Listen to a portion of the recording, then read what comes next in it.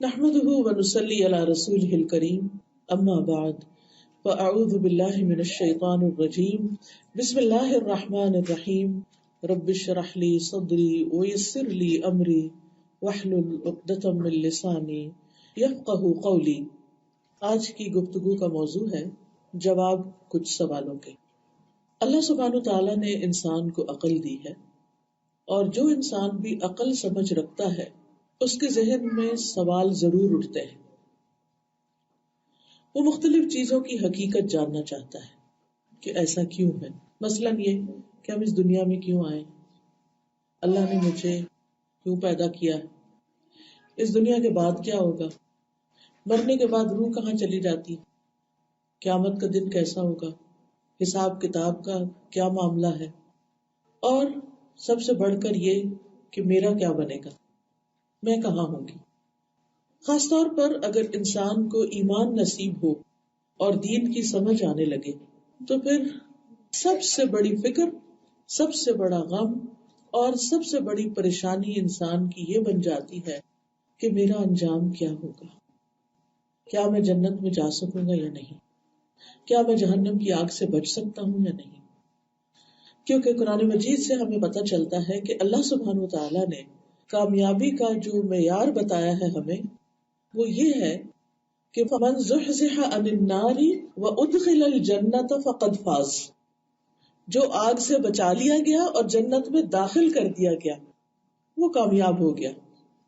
انسان کی زندگی میں بچپن سے لے کے جوانی، جوانی سے بڑھاپے، موت تک بہت سے مرحلے آتے ہیں جن میں انسان کبھی کامیاب ہوتا ہے اور کبھی ناکام ہوتا ہے، کبھی کسی چیز میں وہ ہاتھ ڈالتا ہے تو اس سے بہت فائدہ ہوتا ہے اس کو، اور کبھی بڑی محنت کے بعد کوئی سٹیپ اٹھاتا ہے، بڑی کوشش کے بعد، تو اس میں صحیح طور پر کامیاب نہیں ہوتا۔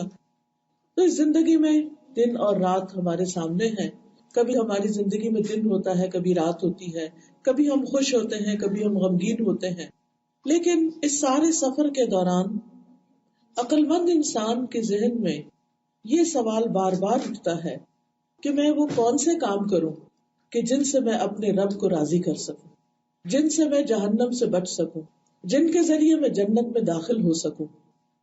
تو آج چند ایک سوال جو ہمارے ذہنوں میں اٹھتے رہتے ہیں اور ان کے جواب قرآن و سنت کی روشنی میں آپ کے سامنے رکھوں گی کہ ہمیں پھر کرنا کیا چاہیے۔ سب سے پہلی بات تو یہی کہ جو انسان اپنی عاقبت کے بارے میں، اپنے انجام کے بارے میں فکر مند ہوتا ہے اور سوچتا ہے کہ میں کون سا ایسا کام کروں کہ آگ سے بچ جاؤں۔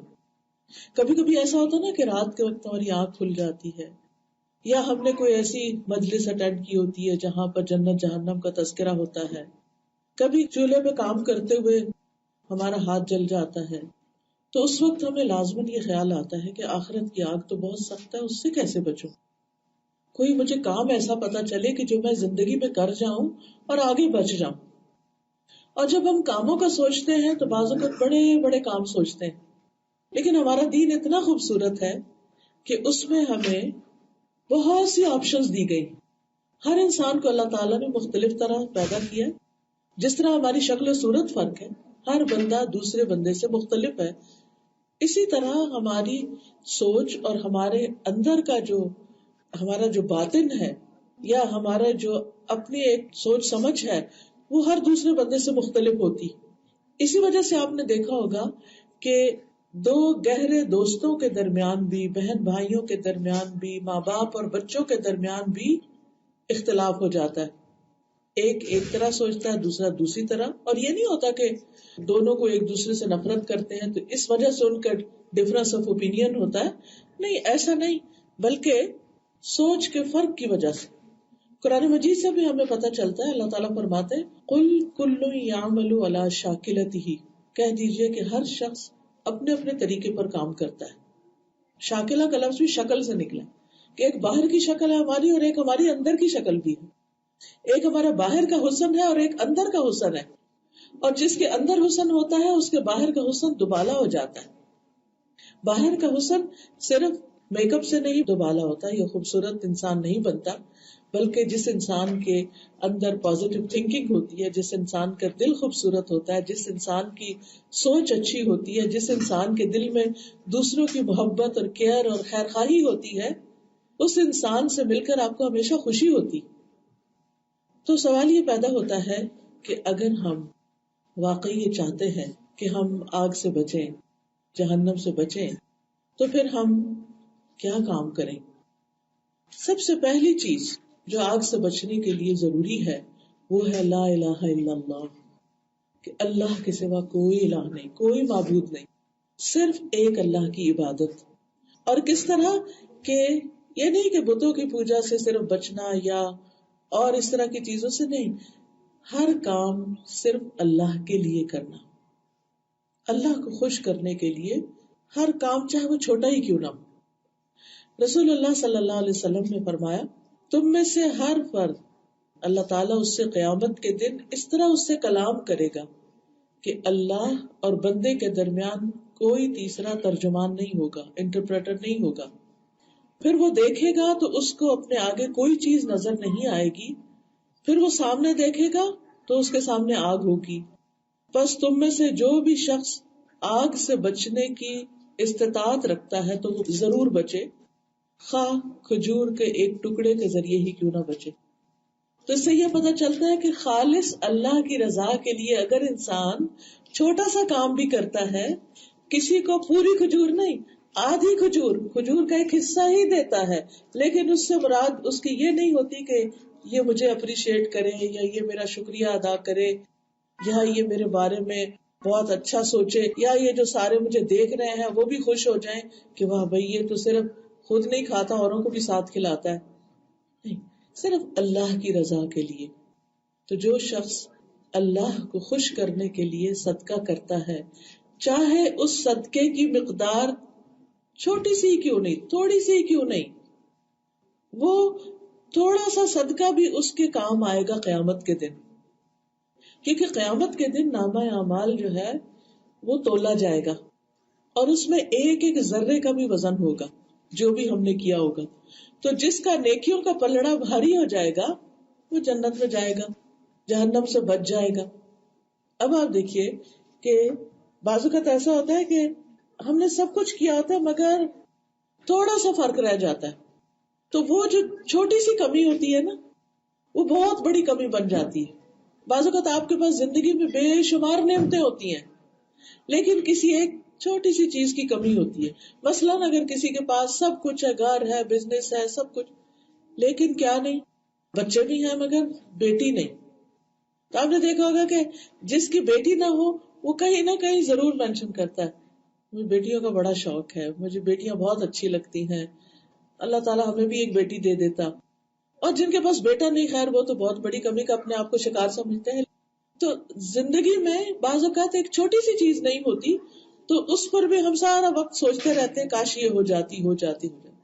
تو قیامت کے دن انسان چھوٹے سے عمل کے لیے تڑپے گا کہ کاش میں یہ کر لیتا. اس لیے جب کبھی کوئی نیکی کا موقع آئے، مثلاً آپ بیٹھے آپ کو سبحان اللہ ہی کہنے کا موقع مل جائے، الحمدللہ کہنے کا، کوئی ذکر کرنے کا، کر ڈالیے. آپ کو نہیں پتا کہ کل قیامت کے دن آپ کو اسی کی ضرورت پڑ جائے، اسی چھوٹی سی چیز کی. تو اس لیے چھوٹی سے چھوٹی نیکی کو بھی ہاتھ سے نہیں جانے دینا. اسی طرح آگ سے بچانے کے لیے ایک اور بڑی مفید چیز ہے اور وہ ہے اللہ کے راستے میں ایک دن روزہ رکھنا. یعنی اللہ کی خاطر جو شخص ایک دن بھی روزہ رکھتا ہے، یعنی نفلی روزہ، اللہ تعالیٰ اس دن کی وجہ سے اس کے چہرے سے 70 سال کی مسافت تک آگ دور کر دے گا. یعنی قیامت کے دن آگ اس سے کتنی دور ہو جائے گی؟ 70 سال، بہت دور. یعنی 70 سال کوئی چلتا رہے تو آگ ساتھ تک پہنچے. اور یہ ہے نفلی روزہ رکھنے کا ثواب. اسی طرح یہ تو ہے ایک بدن کی نیکی، پہلی نیکی تھی مال کی نیکی، اور ایک ہے اللہ کے ڈر سے رونا. حدیث میں آتا ہے کہ 3 طرح کی آنکھیں قیامت کے دن جہنم کو نہ دیکھ سکے گی. وہ آنکھ جو اللہ کے ڈر سے رو پڑی. آپ نے دیکھا ہوگا کہ دنیا میں تو انسان کئی وجوہات کی بنا پر رو دیتا ہے.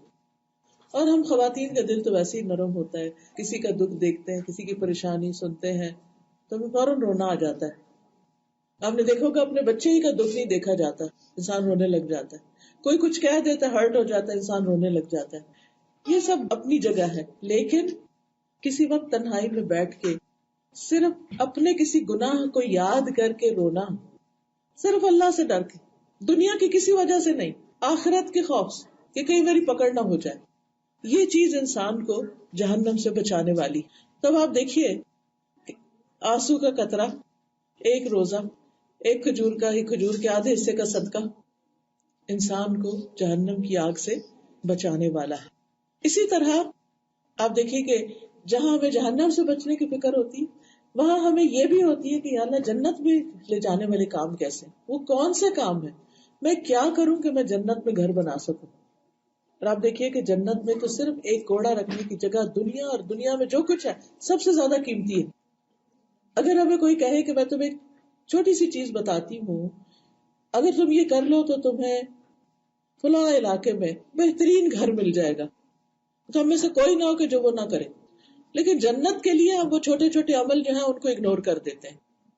اگر ہمیں واقعی جنت کا شوق ہے تو پھر اس کے لیے بھی محنت کرنی پڑے گی، اس کے لیے بھی کوشش کرنی پڑے گی. اور ان کوششوں میں بھی آپ دیکھیں کہ ہماری کوششیں بعض اوقات کسی کام کے کرنے کی ہوتی، اور بعض اوقات کوئی کام چھوڑ کر انسان جنت میں پہنچ سکتا ہے. مثلاً حدیث میں آتا ہے رسول اللہ صلی اللہ علیہ وسلم نے فرمایا، میں ذمہ دار ہوں جنت کے کنارے پہ محل کا، ایک پیلس کا، اس شخص کے لیے جو حق پہ رہتے ہوئے جھگڑا چھوڑ دے. بعض اوقات آپ کا ہسبینڈ کے ساتھ یا کسی بہن بھائی کے ساتھ کوئی جھگڑا چل پڑتا ہے اور معمولی سی بات ہوتی ہے اور پھر وہ ناراضگی بن جاتی ہے، پھر ایک دوسرے سے بول چال ختم ہو جاتی ہے، پھر وہ ایک دوسرے سے میل ملاقات، آنا جانا، شادی پہ اب بس قطع رحمی ہو جاتی، اور دونوں اپنی اپنی جگہ کیا سمجھتے ہیں، ہم حق پر، ہمارا قصور نہیں. تو ایسی صورت میں انسان کو کیا کرنا چاہیے کہ انسان چاہے یہ سمجھے کہ میں حق پر ہوں. تو آپ دیکھیے کہ زندگی میں کہیں نہ کہیں کسی نہ کسی سے جھگڑا ہو ہی جاتا ہے. ایسے میں جھگڑا، ناراضگی چھوڑ کے آپ سلام میں پہل کر لیں، بڑا مشکل ہے، اتنا آسان نہیں. لیکن جس کو یہ پتا ہو کہ اس کے بدلے جنت مل جائے گی، اس کے لیے نہیں مشکل، وہ اپنے دل پہ پتھر رکھ لے گا اور آگے بڑھ جائے گا. پھر آپ نے فرمایا اور جنت کے درمیان میں، سینٹر میں ایک پیلس اس کے لیے جو مذاق میں بھی جھوٹ چھوڑ دے، جھوٹ بولنا چھوڑ دے مذاق میں بھی. کیونکہ اکثر ہم ویسے نہیں جھوٹ بولتے، لیکن کسی کو ہنسانے کے لیے، کسی کو ایسے ہی تنگ کرنے کے لیے ہم کوئی غلط بات کر دیتے ہیں، اور پھر جب وہ ناراض ہونے لگے تو ہم کہتے ہیں نو آئی واز جسٹ کڈنگ، میں تو ایسے مذاق کر رہی تھی تم سے، میں سیریس نہیں تھی، it was just a joke. تو اس جوک میں بھی جھوٹ نہیں بولنا، غلط بیانی نہیں کرنی. اور پھر جنت کے اعلیٰ درجے اس کے لیے ہیں جس کا اخلاق اچھا ہو، لوگوں سے ملے تو خوش ہو کے، آگے بڑھ کے، سلام کر کے. اچھا اخلاق کیا ہے؟ دوسروں کو اپنی ذات پر ترجیح دینا، دوسروں کو آگے رکھنا، اپنے آپ کو پیچھے کر لینا، خود بھوکا رہ کر کسی کو کھلانا، دوسروں کی ضرورت کا خیال رکھنا. اور اب تو حالات یہ ہے کہ بھوکا رہ کے کھلانا کیا، خود کھا بھی رہے ہیں تو کسی کو آفر نہیں کرتے. ہماری نئی نسل تو اب اس طرح آگے آ رہی ہے نا.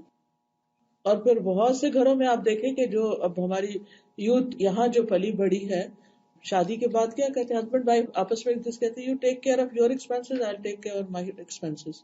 اپنا اپنا خرچ کرتے ہیں، بیوی بھی کام کر رہی، میاں بھی کام کر رہا، ہر ایک اپنا اپنا کام کر رہا، اپنا اپنا خرچ کر رہے.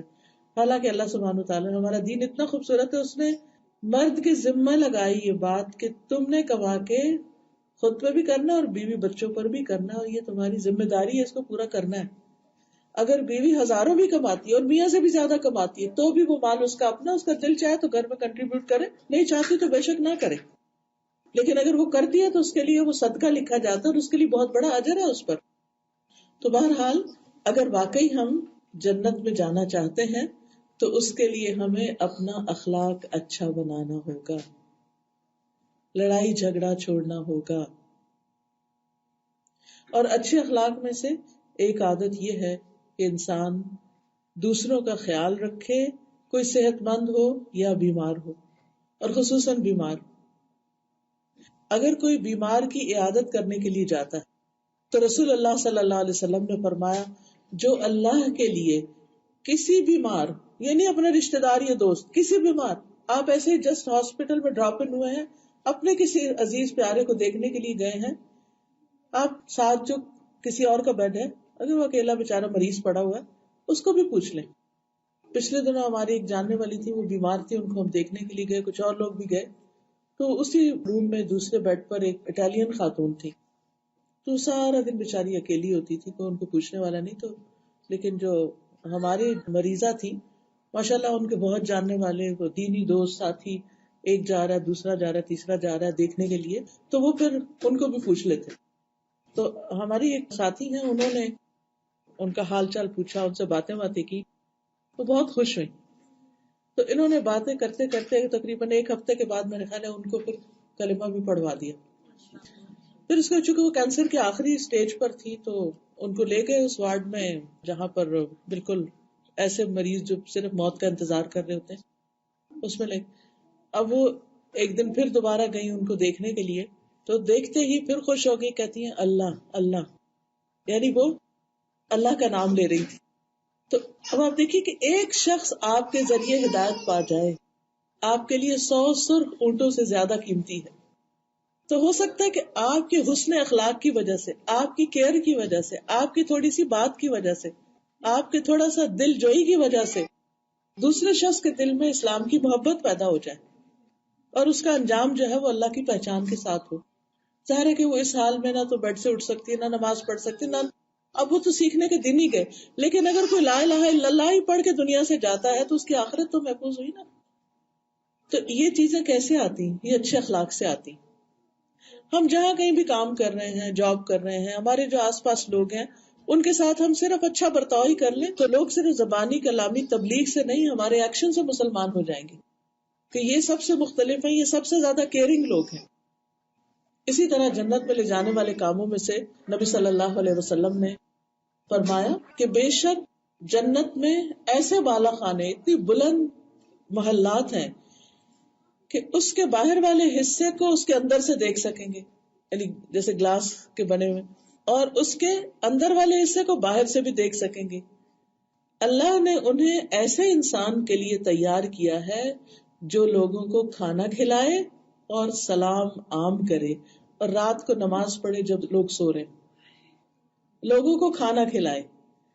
آپ اپنے گھر والوں کے لیے کھانا بناتے یہی نیت کر لیا کریں اور خوشی خوشی پکایا کریں کہ اللہ سبحانہ و تعالیٰ میری اس محنت اور میری اس کوشش کا، اس تکلیف کا، بعض اوقات آپ دیکھیں بیمار بھی ہوتے ہیں، تھکے ہوئے بھی ہیں، کھڑے بھی نہیں ہو سکتے، پھر بھی جیسے تیسے گھر والوں کے لیے خدمت کر رہے ہوتے ہیں، اور اس وقت بعض اوقات پھر ہمارا موڈ آف ہونے لگتا ہے، اور یا ہم بولنا شروع کر دیتے ہیں کہ یہ سارا میرے اوپر ہی کام، یہ ذمہ داری کیوں ہے۔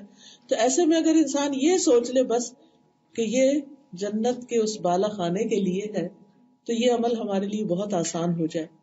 اور دوسری چیز، سلام کو عام، جس کو ملے سلام کرے، چاہے آپ اسے پہچانتے ہیں نہیں پہچانتے۔ تو یہ بھی اصل میں کیا ہے؟ اعلیٰ اخلاق کا نمونہ ہے کہ جب آپ کسی کے پاس سے گزرے تو بس ایسے لیے دیے نہیں، خصوصاً مسلمان کے پاس سے جب آپ گزرے تو سلام ضرور کریں۔ اسی طرح آپ دیکھیے کہ تکلیف کے موقع پر الحمدللہ کہنا، جب ہمیں کوئی نعمت ملتی ہے، مثلا ہم کھانا کھاتے ہیں، پانی پیتے ہیں، تو ہم کہتے ہیں الحمدللہ، لیکن بعض اوقات کوئی چیز ہم سے چلی جاتی ہے، اس وقت ہم پھر اللہ سے راضی ہوں، اللہ کا شکر ادا کریں، تو ایسے شخص کے لیے بھی جنت میں گھر کی بشارت ہے۔ رسول اللہ صلی اللہ علیہ وسلم نے فرمایا جب کسی شخص کا بچہ فوت ہو جاتا ہے تو اللہ تعالیٰ فرشتوں سے کہتے ہیں کیا تم نے میرے بندے کے بیٹے کی روح قبض کر لی، جس کو فوت کر دیا؟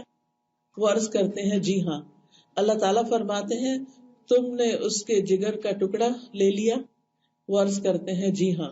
پھر اللہ تعالیٰ پوچھتے ہیں میرے بندے نے کیا کہا، یعنی جب تم نے اس کے بچے کو لے لیا تو کیا کہہ رہا تھا؟ فرشتے عرض کرتے ہیں اس نے تیری تعریف کی اور انا للہ و انا الیہ راجعون پڑھا، یعنی الحمدللہ کہا اور انا للہ پڑھا۔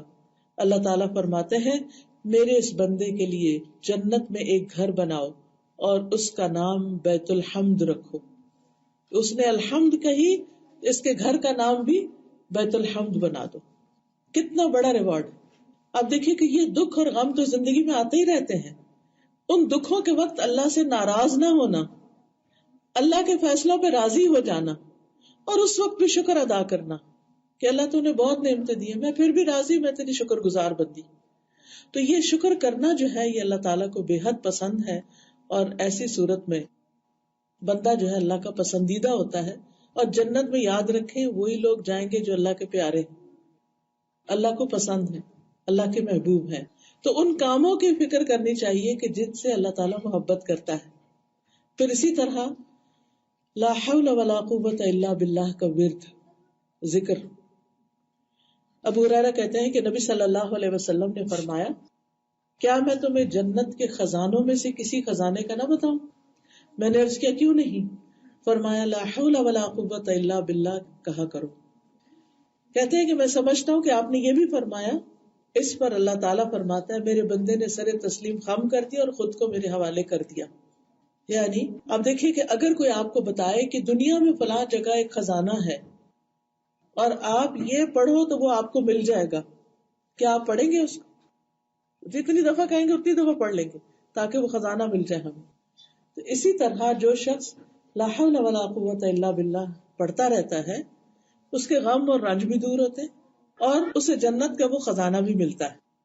اسی طرح جو شخص تسبیح پڑھتا ہے، مثلا سبحان اللہ الحمد للہ سبحان اللہ والحمد للہ ولا الہ الا اللہ واللہ اکبر، اور آخر میں اگر لا حول ولا قوت الا باللہ بھی پڑھ لے تو بہت اچھا، اور اگر یہاں واللہ اکبر تک بھی پڑھ لے تو یہ بھی کافی ہے. ان میں سے ہر کلمے کے عوض جنت میں درخت لگایا جاتا ہے. اور جو شخص کہتا ہے سبحان اللہ العظیم وبحمدہ، اس کے لیے جنت میں کھجور کا درخت لگایا جاتا ہے.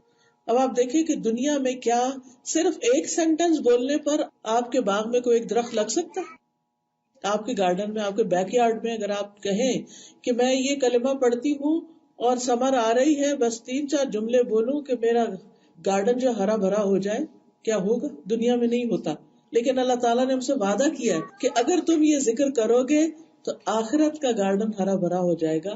تو ہمیں اس وعدے کو سچا سمجھنا چاہیے اور اللہ سبحانہ تعالیٰ کا ذکر کرتے رہنا چاہیے. رسول اللہ صلی اللہ علیہ وسلم نے فرمایا، جس نے سبحان اللہ والحمد للہ ولا الہ الا اللہ واللہ اکبر یہ پڑھا، اللہ تعالیٰ ان میں سے ہر کلمے کے عوض جنت میں اس کے لیے درخت لگائیں گے. اسی طرح آپ دیکھیے کہ ایک اور سوال جو عام طور پہ کیا جاتا ہے جب کوئی فوت ہو جاتا ہے کہ ہم مرنے والے کے لیے کیا کریں، اس کو کیا فائدہ پہنچے گا. خاص طور پر جب کوئی بہت اپنا کلوز، اپنا پیارا وہ چلا جاتا ہے دنیا سے، تو پھر ہمارا دل چاہتا ہے کہ اس کے مرنے کے بعد اس کو کوئی تحفہ دیں. جیسے دنیا میں آپ دیکھیں، آپ میں سے جو مائیں ہیں آپ نے دیکھا ہوگا کہ بچے جب گھر آتے ہیں آپ کو کیا دل چاہتا ہے؟ کچھ کھا لیں، جانے لگے تو آپ سوچتے اچھا یہ لے جاؤ، یہ کر لو. کہیں آپ جاتے ہیں تو واپس آتے ہیں تو آپ کہتے ہیں چلو اس کے لیے یہ لے جاؤں، اس بچے کو یہ دیں، اس بچے کو وہ. مائیں ساری زندگی کیا چاہتی ہیں؟ اپنے بچوں کے لیے کچھ نہ کچھ دینے کو ہی دل چاہتا ہے، چاہے بچے کچھ بھی نہ دیں آپ کو، پھر بھی آپ کا دل ہوتا ہے کہ ہم ان کو کچھ دے دیں. اور آپ دیکھیے کہ دنیا میں عموماً ماں باپ صرف اپنے لیے نہیں سوچتے، اپنے بچوں کے لیے سوچتے. میں ایک ینگ کپل کو جانتی ہوں، کل میں ان کے ساتھ تھی، ان کی وائف کے ساتھ، تو انہوں نے اپنا گھر سیل پہ لگایا ہوا تھا. تو کل بہت خوش تھی، کہنے لگی کہ جو ہم نے آفر دی تھی وہ ایکسپٹ ہو گئی ہے اور ہمارا گھر بکنے لگا ہے. تو میں نے کہا تم لوگوں نے کیا سوچا، اس کو بیچ کے کیا لینا ہے؟ تو کہنے لگی کہ ہم ایک زمین خریدنے لگے ہیں کافی بڑی، تو ہم چاہتے ہیں کہ ہمارے 4 بچے ہیں اور ان 4 کے برابر کے گھر اس پہ بنا دیں. میں نے کہا آئیڈیا تو اچھا ہے، لیکن میرا مشورہ یہ ہے کہ آپ اس وقت بچوں کے لیے کوئی مناسب گھر خریدیں جس میں ان کے رکھ کے ان کی پڑھائی، ان کی تعلیم و تربیت اور ان کو ایک کمفرٹیبل لیونگ دیں. جب وہ بڑے ہو جائیں گے نا وہ اپنے لیے گھر خود ہی بنا لیں گے، اور اگر اللہ آپ کو توفیق دے گا تو جہاں وہ جائیں گے وہاں ان کو گھر بنا دیں. لیکن ماں باپ کیا چاہتے ہیں؟ بچے ہماری آنکھوں کے سامنے رہے، بیٹیاں ہیں کہ بیٹے سب کے گھر ادھر ہی ہوں، نیبرہڈ میں ہوں، تب ہم خوش ہیں. لیکن بچے کیا چاہتے ہیں؟ ہم ذرا بڑے ہوں، ماں باپ ہمیں آزاد چھوڑ دیں، ہمیں اپنے پاس نہ رکھیں. اکثر بچوں کی یہ نفسیات ہوتی ہے، ہم وہاں موو ہو جائیں، وہاں چلے جائیں، وہاں چلے جائیں، دوسرے ملک چلے جائیں، وہاں وہ آپ کے پاس ہم نہیں رہنا چاہتے. ہم سمجھتے ہیں کہ ہم انہیں گھر بنا دیں گے تو بہت خوش ہوں گے اور ہمارے پاس رہیں گے. ایسا نہیں ہے، صرف ایک نفسیات کی بات ہے بچوں کی. تو جس چیز میں وہ خوش ہے نا، ان کا حصہ ان کو دے دیں. ابھی آپ خود ینگ ہیں، ابھی آپ کو خود رہنے کی ضرورت ہے. اپنے لیے پرسکون گھر بنائیں، چھوڑیں ان کی فکر. ابھی کب وہ زمین بنے گی، کب وہ گھر بنے گے، 2 سال لگیں گے، 3 سال لگیں گے. اس 3 سال کے عرصے میں ان بچوں کا وقت گزر جائے گا جو آپ ادھر ادھر رہیں گے رینٹ پر، کبھی کہیں کبھی کہیں. تو بہتر ہے کہ اس وقت ان کے لیے کچھ کریں.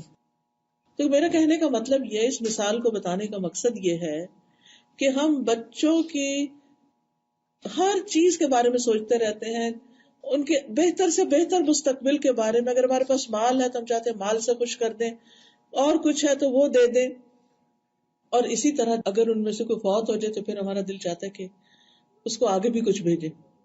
تو صدقہ جاریہ کے لیے پھر کیا کریں؟ ایک بچہ چلا گیا پہلے، اب اس کا حصہ تو اس کو نہیں ملے گا، وراثت تو اس کی رہ گئی، اس کے بچوں کو بھی نہیں جائے گا. کیونکہ ماں باپ کے ہوتے ہیں، اگر بچہ فوت ہو جائے تو اس کے بچوں کے لیے وراثت میں حصہ نہیں جاتا. ہاں ویسے گفٹ دے سکتے ہیں آپ ان کو. تو ایسی صورت میں ان کے نام پر کوئی آپ چیریٹی کا کام کر سکتے ہیں، کسی خیر کے کام میں لگا سکتے ہیں تاکہ ان کے لیے صدقہ جاریہ بنے. رسول اللہ صلی اللہ علیہ وسلم نے فرمایا جب انسان مر جاتا ہے تو اس کے اعمال کا سلسلہ ختم ہو جاتا ہے سوائے 3 چیزوں کے جن کا ثواب میت کو پہنچتا ہے. ایسا علم جس سے فائدہ اٹھایا جائے، نیک اولاد جو میت کے لیے دعا کرے، اور صدقہ جاریہ. یعنی زندگی میں آپ نے کوئی ایسی جگہ پیسہ لگایا کہ جہاں کوئی نیک کام ہو رہا ہے تو وہ جب تک نیک کام ہوتا رہے گا آپ کا ثواب لکھا جاتا رہے گا. اور دوسرے، مرنے کے بعد کسی کے نام پر کہیں کوئی مسجد بنوا دینا یا اور صدقہ جاریہ کا کام کرنا. تو یہ چیزیں جو ہیں یہ انسان کی آخرت کے لیے فائدہ دیتی. اور پھر دعا، میت کو سب سے زیادہ جو چیز فائدہ دیتی ہے وہ دعا ہے. رسول اللہ صلی اللہ علیہ وسلم نے فرمایا مومن کے مرنے کے بعد بھی جن اعمال اور نیکیوں کا ثواب اسے ملتا ہے ان میں سے چند یہ. نمبر 1، وہ علم جو اس نے لوگوں کو سکھایا. آپ اپنے بچوں کو اگر کچھ بھی سکھاتے ہیں، پڑھاتے ہیں دین دنیا کا، تو یہ آپ کے لیے صدقہ جاریہ ہے. اور علم کو پھیلایا، زیادہ سے زیادہ لوگوں کو بتایا. مثلا آج کی یہ مجلس ہے، جس نے اس کا اہتمام کیا، جس نے کال کی، فون کیا، لے کر آئے، رائڈ دی، بتایا، تیار کیا، سارا انتظام کیا. اب جتنے لوگوں نے جو جو کچھ سنا اور جو اس پر عمل کیا اس کا ثواب اس کو ملے گا. آپ اپنے گھروں میں کوئی بھی علم کی مجلس کرتے ہیں، آپ کے نیبرہڈ سے لوگ جمع ہوتے ہیں، وہ سیکھتے ہیں، چلے جاتے ہیں، یہ آپ کے لیے صدقہ جاریہ بن جاتا ہے. جب تک وہ اس پہ عمل کریں گے وہ آپ کو بھی فائدہ پہنچے گا. نیک اولاد جو کوئی چھوڑ جائے، جب تک بچے نیک رہیں گے ثواب ملتا رہے گا.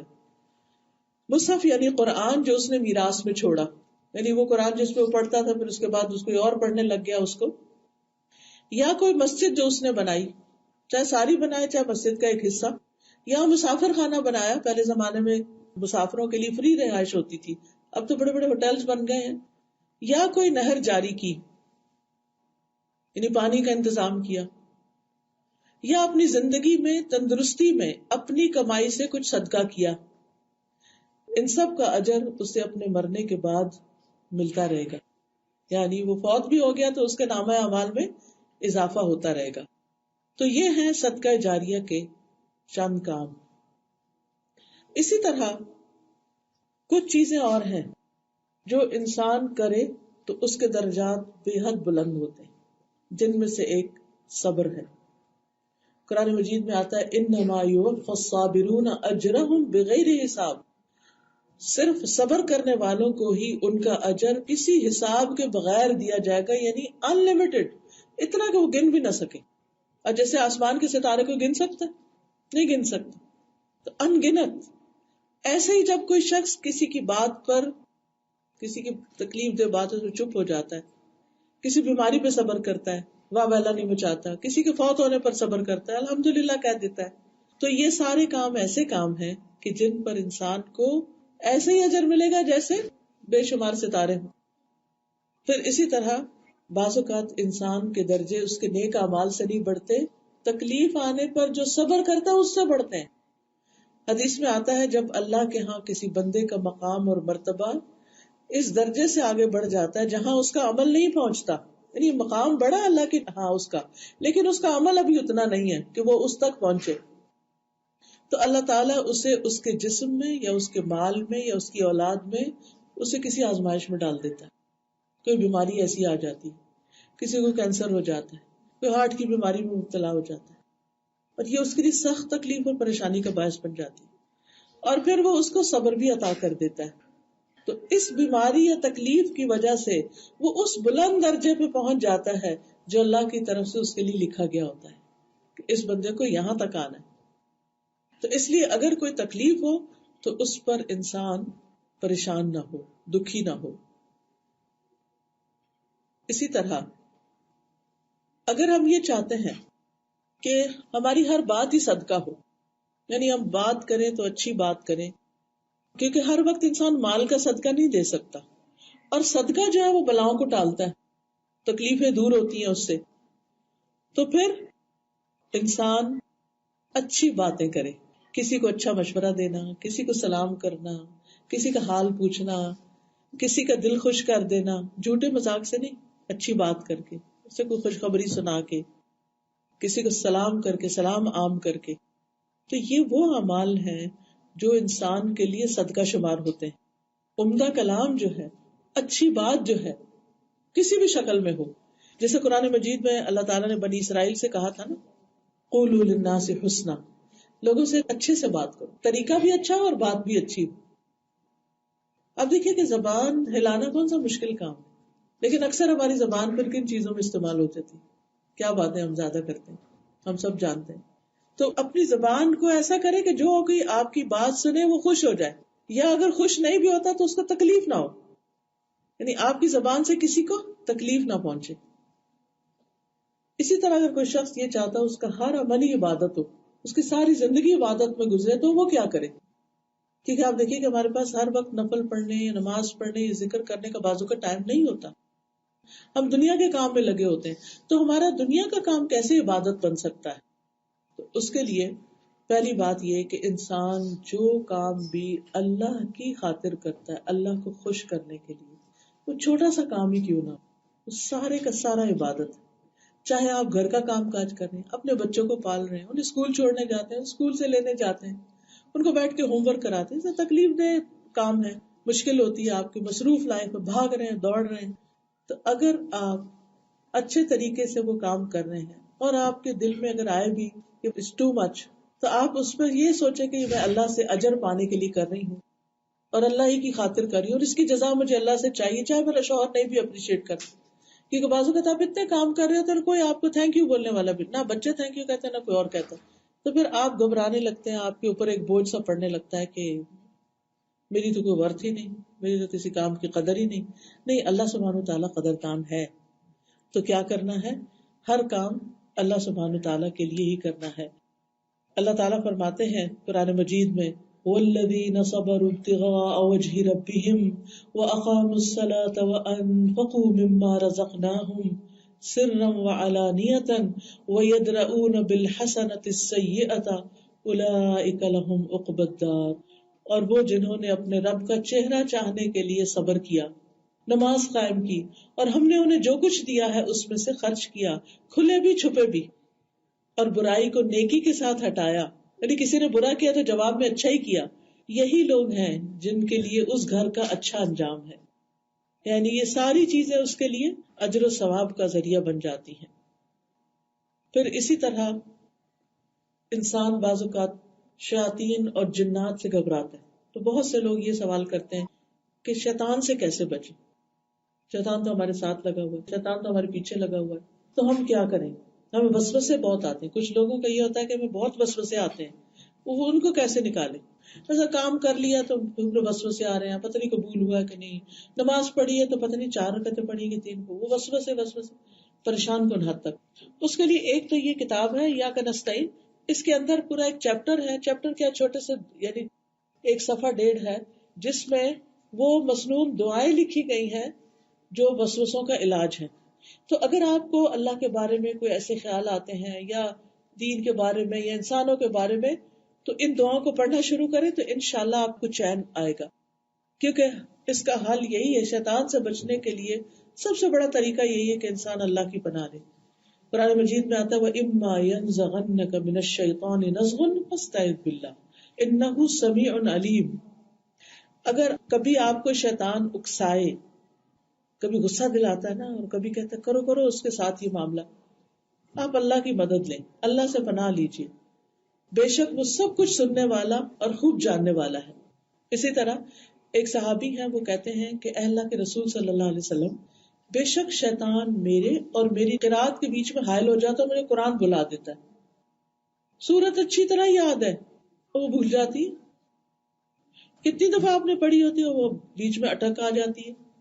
تو رسول اللہ صلی اللہ علیہ وسلم نے فرمایا وہ شیطان ہے جسے خنزب کہا جاتا ہے، یعنی اس کا نام کیا ہے؟ خنزب. جب تم اسے محسوس کرو تو اس سے اللہ کی پناہ مانگ لیا کرو اور اپنے بائیں جانب 3 مرتبہ دھتکار دیا کرو، ایسے کر دیا کرو. کہتے ہیں بس میں نے ایسا ہی کیا تو اللہ نے اس شیطان کو مجھ سے دور کر دیا. پھر اسی طرح بسم اللہ پڑھ کے سارے کام شروع کرنا، ہر کام کے شروع میں بسم اللہ کہنا، اس سے بھی شیطان دور ہو جاتا ہے.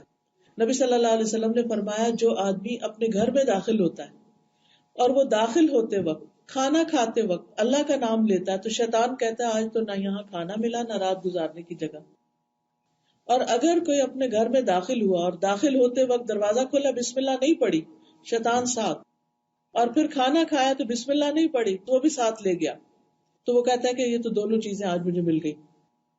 تو شیطان سے بچنے کا طریقہ کیا ہے کہ ہر چیز پر بسم اللہ. پھر اسی طرح آیت الکرسی، جب انسان سونے کے لیے بستر پر جائے تو آیت الکرسی پڑھے، اور صبح تک اللہ کی طرف سے ایک نگران فرشتہ آپ کے ساتھ ہوگا، مفت کا باڈی گارڈ آپ کو مل کے جو آپ کی حفاظت کرے گا، اور شیطان پاس بھی نہیں پھٹک سکے گا. اور خاص طور پر اگر آپ اس طرح کریں کہ چاروں طرف یعنی آیت الکرسی پڑھ کے چاروں کونوں میں پھونک دیں، اس طرح کر دیں، تو اس سے یہ ہے کہ ایک طرح سے حصار ہو جاتا ہے اور انسان ہر طرح کے شر سے محفوظ ہو جاتا ہے. اب دیکھیے کہ جیسے آپ نے اکثر سنا ہوگا کبھی کسی کے گھر میں رات کو آگ لگ گئی، کبھی کچھ ہو گیا، تو اس میں بعضوں کا شیطانی اثرات بھی ہوتے ہیں. اور اگر انسان یہ آیت الکرسی اور یہ اذکار پڑھ لیتا ہے تو اس طرح کے سارے خوف وسوسے دور ہو جاتے ہیں. ایک اور سوال، اکثر لوگ مجھ سے پوچھتے ہیں کہ ہم پر قرضہ ہے تو قرض کیسے چکائیں، اس کے لیے کوئی دعا بتا دیں کہ قرضہ ادا ہو جائے. حضرت علی کہتے ہیں کہ ایک مکاتب غلام کے ساتھ انہوں نے معاہدہ کیا تھا، تو وہ ان کے پاس حاضر ہوا اور کہنے لگا کہ میں تو یہ پیمنٹ کرنے سے عاجز آ گیا ہوں. اس زمانے میں یہ ہوتا تھا کہ غلام آزادی خریدتا تھا کہ میں ہر مہینے آپ کو اتنا اتنا دے دوں گا تو پھر آپ مجھے چھوڑ دیں. کہنے لگا کہ آپ میری مدد کریں، میں تو یہ اپنی یہ قسطیں نہیں ادا کر سکتا. کبھی ایسا بھی ہوتا ہے نا کہ آپ گھر لیتے ہیں یا کوئی گاڑی لیز پر لی ہوتی ہے، اچانک جاب چلی جاتی ہے، اب اس کو کہاں سے بھریں، ایسی پریشانیاں لاحق ہوتی رہتی. تو حضرت علی نے کہا کہ میں تمہیں ایسے کلمات سکھاتا ہوں جو رسول اللہ صلی اللہ علیہ وسلم نے مجھے سکھائے تھے، اگر تمہارے اوپر پہاڑ کے برابر بھی قرضہ ہوگا تو بھی اللہ اسے تمہاری طرف سے ادا کر دے گا، یعنی وہ ادا کا ہونے کا بندوبست ہو جائے گا. اور وہ دعا کیا ہے؟ اللہم اکفنی بحلالک عن حرامک واغننی بفضلک عمن سواک. یہ دعا انسان پڑھتا رہے تو قرضوں کی ادائیگی میں رکاوٹ نہیں آئے گی، اللہ سبحانہ تعالیٰ بندوبست کر دے گا. پھر اسی طرح ایک اور دعا بھی ہے، اللہم مالک الملک تؤتی الملک من تشاء وتنزع الملک ممن تشاء وتعز من تشاء وتذل من تشاء بیدک الخیر انک علی کل شیء قدیر رحمان الدنیا والآخرہ ورحیمہما تعطیہما من تشاء وتمنع منہما من تشاء ارحمنی رحمتا تغنینی بہا عن رحمت من سواک. تو اس کے بارے میں بھی آتا ہے کہ اگر احد پہاڑ جتنا بھی کسی پہ قرضہ ہو تو ان کلمات کے پڑھنے سے وہ قرضہ ادا ہو جائے گا. تو اس لیے ان اذکار کو کرتے رہیں. اسی طرح انسان اگر یہ چاہتا ہے کہ اس کی تکلیف پر اسے اجر ملے تو وہ کیا دعا پڑھے. ان بعض اوقات کو بہت ہرٹ ہو جاتا ہے، بہت دکھ ہو جاتا ہے، کوئی چوٹ لگ جاتی ہے، کوئی چیز گم جاتی ہے، کوئی چیز کھو جاتی ہے، کوئی برتن ہی ٹوٹ جاتا ہے گھر کا، کچھ ہو جاتا ہے. ہر وہ چیز جو آپ کو تکلیف دے اس وقت ایک دعا اگر آپ پڑھ لیں، اللہ آپ کی اس تکلیف کو خوشی میں بدل دے گا اور اس پر اجر دے گا آپ کو. وہ دعا ہے اللہم اجرنی فی مصیبتی، اللہ مجھے میری مصیبت میں اجر دے، واخلف لی خیرا منہا، اور مجھے اس سے بہتر چیز دے.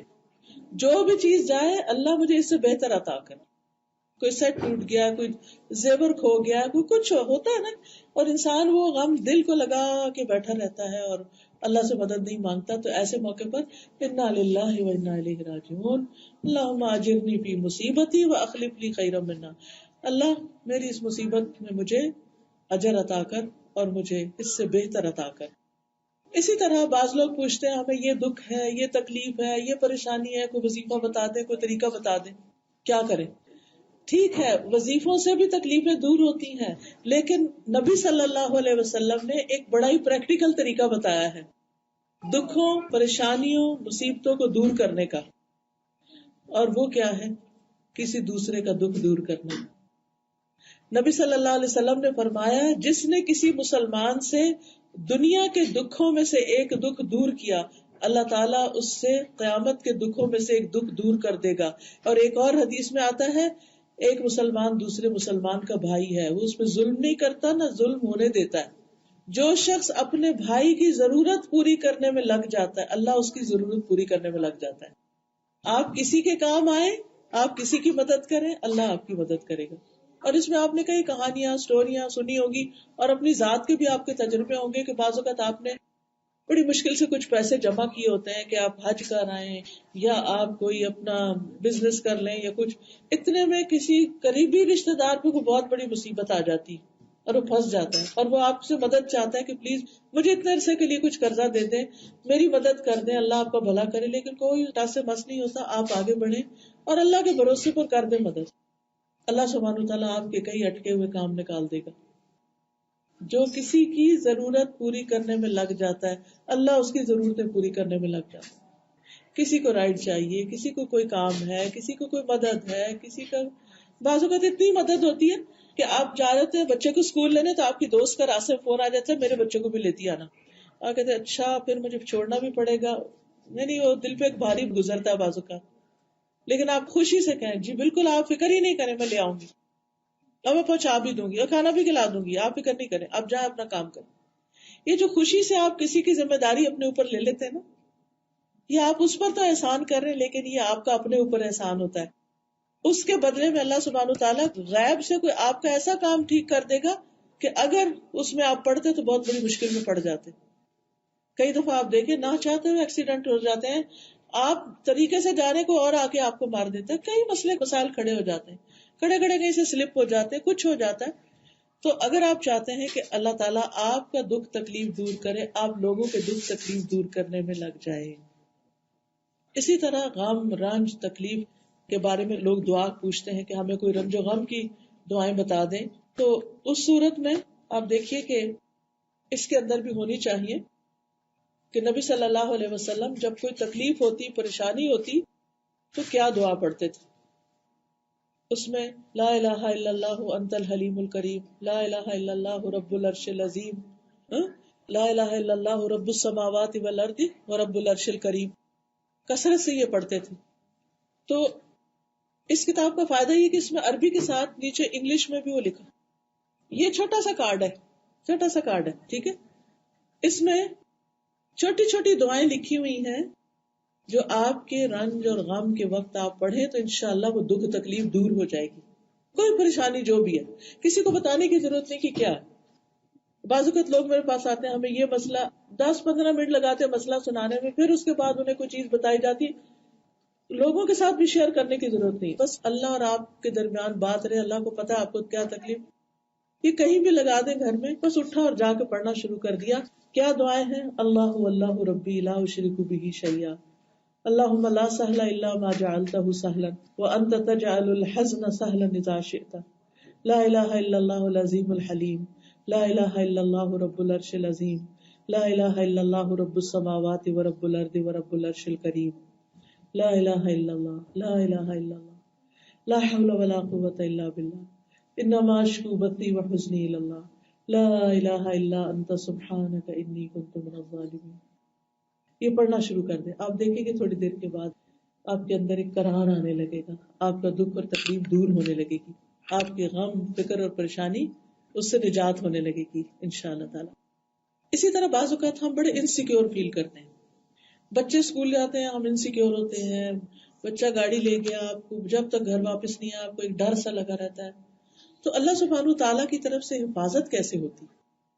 حفاظت کا کیا نسخہ ہے؟ فجر کی نماز. حدیث میں آتا ہے جس نے صبح کی نماز پڑھی وہ اللہ عز و جل کی ذمہ داری میں ہے، اللہ اس کا ذمہ لے لیتا ہے. پھر جو اشراق یا چاشت کی نماز پڑھتا ہے، رسول اللہ صلی اللہ علیہ وسلم نے فرمایا، اللہ تعالیٰ فرماتے ہیں اے ابن آدم تو دن کے پہلے حصے میں میری رضا کے لیے 4 رکعتیں پڑھ لے، میں دن کے آخر تک تیری کفایت کروں گا، تیرے کام کروں گا. پھر چیزوں کو اللہ کے سپرد کریں. کیا کریں کہ میں اس کو اللہ تیری حفاظت میں دیتی. بچہ نکلا کہ اللہ تیری حفاظت.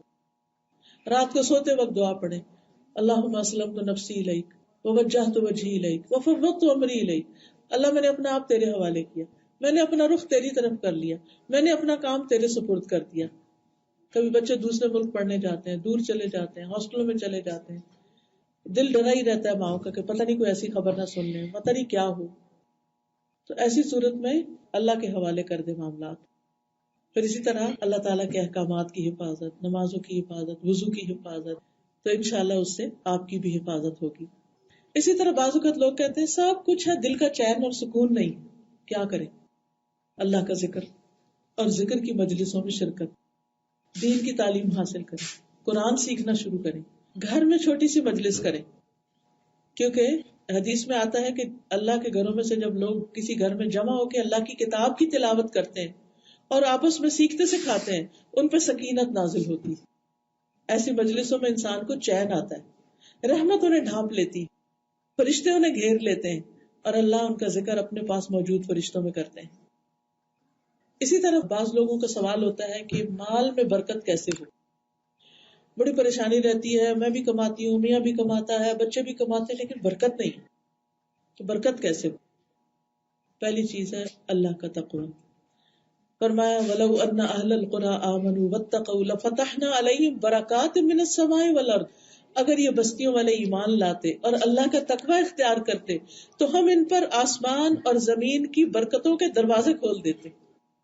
ہر کام اللہ کے ڈر سے کر، اللہ کی نافرمانی نہیں. دوسری چیز صدقہ. حدیث میں آتا ہے تم جو بھی صدقہ کرو گے اللہ اس کی جگہ اور دے گا، اور وہ سب رزق دینے والوں میں سے بہتر. قرآن مجید میں آتا ہے وَمَا أَنفَقْتُم مِّن شَيْءٍ فَهُوَ يُخْلِفُهُ وَهُوَ خَيْرُ الرَّازِقِينَ. بچوں کی جاب شروع ہوئی، پہلی تنخواہ میں سے لازماً صدقہ کروائیں، پھر ہر مہینے صدقہ کروانے کی عادت کریں، تاکید کریں اور انہیں لے کے بیٹھے کہ بیٹا دینے سے مال بڑھتا ہے، صرف بینک میں جمع کرنے سے نہیں بڑھے گا. صدقہ مال کو کم نہیں کرتا. حدیث میں آتا ہے، حدیث میں آتا ہے جو آدمی صلہ رحمی کے لیے سخی بن جاتا ہے، جود و سخا کا دروازہ کھول دیتا ہے، اللہ اس کی وجہ سے اس کے مال میں اضافہ کر دیتا ہے. رشتہ داروں کو دینے سے مال بڑھتا ہے. صحابہ کہتے ہیں کہ نبی صلی اللہ علیہ وسلم ہمیں صدقے کا حکم دیتے، اور ہم میں سے کچھ لوگوں کے پاس کوئی چیز ہوتی نہیں تھی دینے کے لیے، کچھ بھی نہیں تھا دینے کو، کریں کیا؟ تو وہ بازار جاتے، اپنی پیٹھ پہ کوئی چیز اٹھاتے، مزدوری کرتے اور ایک مد لے کر آتے اور وہ رسول اللہ صلی اللہ علیہ وسلم کو دے دیتے، یعنی صدقہ کر دیتے. وہ کہتے ہیں بے شک میں آج ایک شخص کو جانتا ہوں، اس کے پاس اب 1,00,000 ہے، یعنی درہم، مگر ان دنوں اس کے پاس 1 درہم بھی نہیں ہوتا تھا. تو وہ اس صدقے کی بدولت اللہ نے ایسی برکت ڈالی کہ آج لاکھوں ہے اس کے پاس. تو صدقہ صرف وہ نہیں کرتا جو امیر ہوتا ہے، صدقہ وہ بھی کرے جو غریب ہے، جس کے پاس کچھ نہیں، بہت تھوڑا ہے، اس میں سے ہی تھوڑا سا دے دے. کیونکہ اللہ تعالیٰ ہر روز 2 فرشتے مقرر کرتے اور وہ دعا کرتے ہیں اللہ دینے والے کو اور دے، دینے والے کو اور دے. جو کھڑے ہو کے بس یہی دعا کرتے رہتے ہیں ہر روز، اللہ دینے والے کو اور دے اور نہ دینے والے کا پہلا بھی ضائع کر دے. تو وہاں سے بھی برکتی ہو جاتی. اسی طرح اگر ہم چاہتے ہیں کہ ہمارے رزق میں فراخی ہو تو اس کے لیے استغفار. یہ استغفار کے کارڈ بھی ہیں. ہر رکاوٹ کو دور کرنے کے لیے یہ استغفار کی دعائیں ہیں. اگر آپ ان کو پڑھیں گے تو انشاءاللہ مال، بیٹے اور بہت سے جو انسان کی دنیا میں جو جن چیزوں کی وہ تمنا رکھتا ہے انسان کو وہ ملے گی انشاءاللہ. اسی طرح اللہ کا شکر ادا کرے تو اس سے نعمتیں بڑھتی ہیں.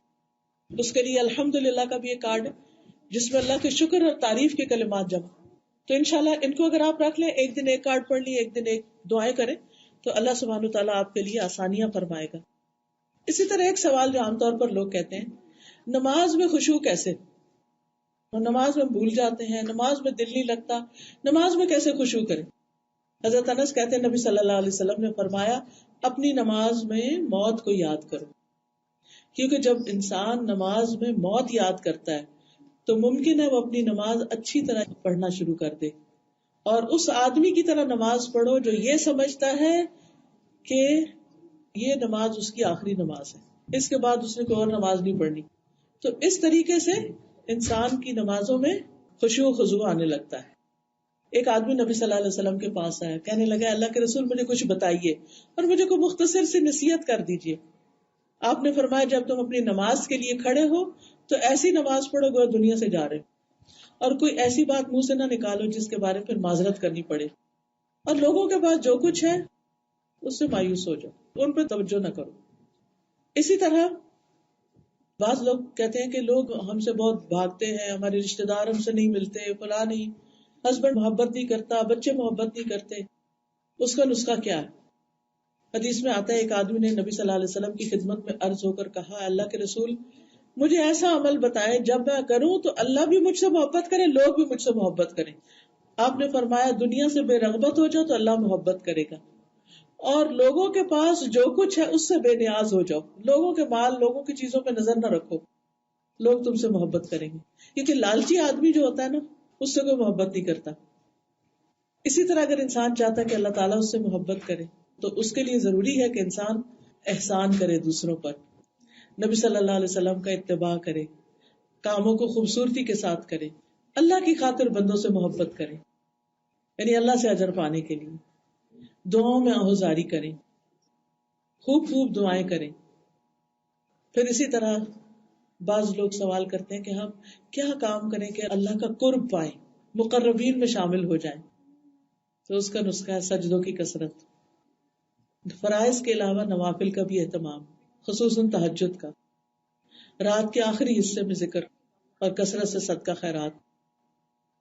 پھر اسی طرح اگر انسان یہ چاہتا ہے کہ انسان اللہ کی نگاہ میں ہو، اللہ تعالیٰ اس سے راضی ہو جائے، تو اس کے لیے بھی ضروری ہے کہ پھر انسان کثرت سے اللہ کو یاد کرے. فاذکرونی اذکرکم، تم مجھے یاد کرو میں تمہیں یاد کروں گا. اللہ کے بارے میں اچھا گمان. تو انشاءاللہ جب یہ چیزیں ہوں گی زندگی میں تو اللہ کی رحمتیں آئیں گی. اللہ سبحانہ وتعالی ہمیں عمل کرنے والا بنائے. وآخر دعوانا ان الحمد للہ رب العالمین. اگر آپ کے ذہن میں کوئی اور سوال ہے یا جو میں نے کہا ہے اس کے بارے میں کوئی مزید وضاحت پوچھنا چاہتے ہیں تو اب آپ کی باری ہے، آپ پوچھ سکتے ہیں. جی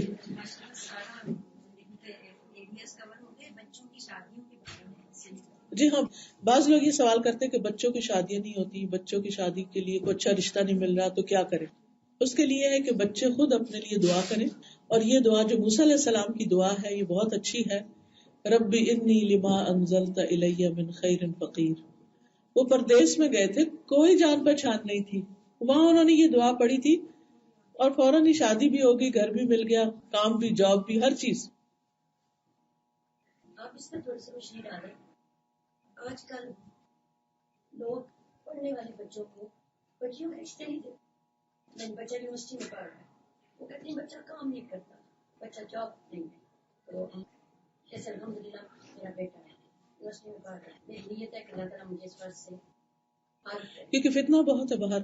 جی ہاں، اسی سوچ سے کئی جگہ سے مجھے یہ مایوسی ہوئی کہ بچہ کام کیا کرتا ہے.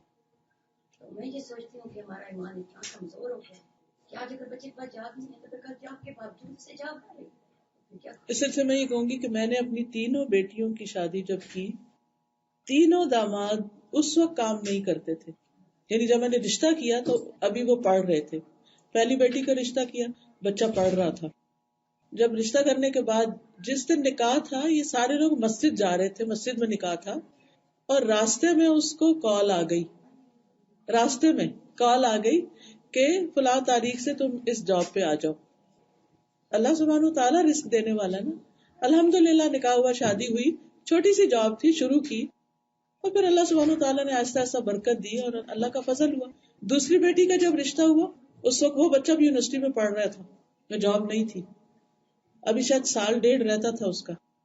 اس کی یونیورسٹی مکمل ہوئی اور پھر اس کے بعد اس نے چھوٹی سی جاب شروع کی، پھر ایڈمنٹن چلا گیا، وہاں جاب ہوئی، پھر اس کے بعد سعودی عرب میں آفر ہو گئی. اور اللہ کا شکر ہے، لاکھ جتنا بھی شکر ادا کرے کم ہے کہ اللہ نے بہت اچھی جاب دی ہے. وقت لگتا ہے، شروع کے دن کچھ مشکل ہوتے ہیں، ہم نے صرف دین دیکھا، اخلاق دیکھا. اگر بچہ اچھا ہے، نیک ہے، تو باقی چیزیں اللہ تعالیٰ ٹیک کیئر کرے. تیسری بیٹی کا جب رشتہ ہوا اس وقت وہ بھی یونیورسٹی میں پڑھ رہا تھا، اور اس کے بعد پھر وہ بھی اس نے کام شروع کیا اور الحمدللہ گزارا ہو رہا ہے. رزق اللہ دیتا ہے. نیک رشتے دیکھیں، شریف لڑکے دیکھیں، اور رزق قسمت کے ساتھ ہے. اگر اللہ نے لکھا ہے نا تو پتہ نہیں کہاں سے کہاں پہنچ جائیں گے. لیکن بچوں کی شادی بہت ڈیلے نہ کریں، خصوصاً اس معاشرے میں، کیونکہ پھر جب وہ بہت انڈیپینڈنٹ ہو جاتے ہیں نا، پھر جب کمانے لگتے ہیں پھر وہ اتنے کیریئر اورینٹیڈ ہو جاتے ہیں، وہ کہتے نہیں ابھی یہ اسپیشلائزیشن کر لے، ابھی یہ کر لے، ابھی یہ کر لے، ہاتھ ہی نہیں آتے. پھر ان کو اکیلے رہنے کی عادت پڑ جاتی. تو اپنی طرف سے کوشش کریں، باقی تو اللہ کے ذمہ ہے، اللہ کا ہی کام ہے، جب وہ چاہے گا ہوگا، ہم چاہے جتنی بھی کوشش کر لیں. ٹھیک ہے، یہاں سے کچھ ہاتھ کھڑا ہو. جی، استخارہ کا مطلب ہوتا ہے اللہ سے خیر مانگنا. 2 نفل پڑھ کے استخارے کی دعا پڑھے، مسنون دعا. مجھے نہیں معلوم استخارے کا کارڈ یہاں ہے کہ نہیں، اس کی دعا بھی لکھی ہوئی ہے ادھر. جی، وہ کارڈ اپنے پاس رکھ لیں، جب نفل پڑھے وہ دعا پڑھ کے اللہ سے دعا کریں، اور اس کے بعد وہ کام کر لیں. آپ نے اللہ سے اس میں خیر مانگی، اللہ تعالیٰ خیر ڈال دے گا. یاد رکھیے کہ دنیا کے ہر کام میں کوئی نہ کوئی رکاوٹ مشکل ہوتی ہی ہے، لیکن جب انسان اللہ سے مدد مانگ کے دعا کر کے شروع کرتا ہے تو اس کام میں برکت ہو جاتی ہے. یہ جو کارڈ ہے نا استخارے کا، اس میں سارا طریقہ بھی لکھا ہوا، اس میں پورا طریقہ لکھا ہوا اور آخر میں دعا لکھی ہوئی. جی جیسے لوگ کہتے ہیں کہ دل مطمئن ہونا چاہیے، جی ہاں، اس میں یہ ہے کہ مطمئن کا مطلب یہ ہے کہ آپ ویسے آپ کو ٹھیک لگ رہا ہے کام، لیکن آپ کہتے نہیں اللہ سے مشورہ ضروری ہے اور اللہ تعالیٰ سے دعا کرنی چاہیے، تو نفل پڑھ کے دعا کر کے پھر آپ شروع کریں. اس میں پوری ڈیٹیلز موجود ہیں. ٹھیک ہے، جزاکم اللہ خیرن. اللہ تعالیٰ آپ کا میرا آنا قبول فرمائے اور ہمارے اس وقت میں برکت ڈالے، اور جو کچھ ہم نے کہا ہے اللہ ہمیں اس پر عمل کرنے والا بنائے. اللہ تعالیٰ آپ سب کو جزائے خیر دے جنہوں نے اس مجلس کو ارینج کیا اور اس وقت ہمیں یہاں بلایا اور ہم سب بیٹھے. اللہ تعالیٰ قبول کرے اور ہماری آخرت میں کامیابی کا اس کو ذریعہ بنا دے.